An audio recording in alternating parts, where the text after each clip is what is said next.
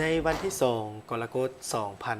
2026นี้ที่สำนักงานคณะผู้พันต่างประเทศส่วนกลางภาคฐานบนเรือพันดานุวงศ์หัวหน้าคณะผู้พันต่างประเทศส่วนกลางภาคได้ต้อนรับการเข้าเยี่ยมคำนับอำลาของท่านจองยองซูเอกอัครราชทูตแห่งสาธารณรัฐเกาหลีประจำสาธารณรัฐประชาธิปไตยประชาชนลาว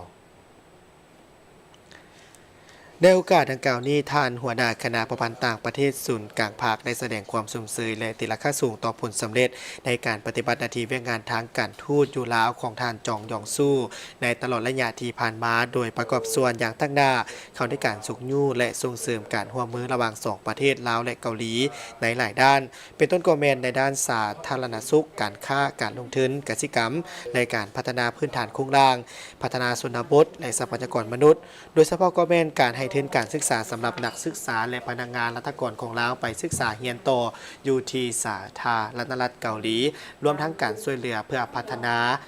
ด้าน ODA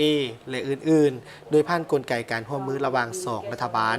องค์การจัดตั้งสากลและการทูตประชาชนโดยเฉพาะก็เป็นการร่วมมือระหว่างสมาคมมิตรภาพลาวเกาหลีและสมาคมมิตรภาพเกาหลีลาวในระยะที่ผ่านมาซึ่งประกอบส่วนอันสำคัญเข้าในการพัฒนาเศรษฐกิจสังคมของประเทศลาว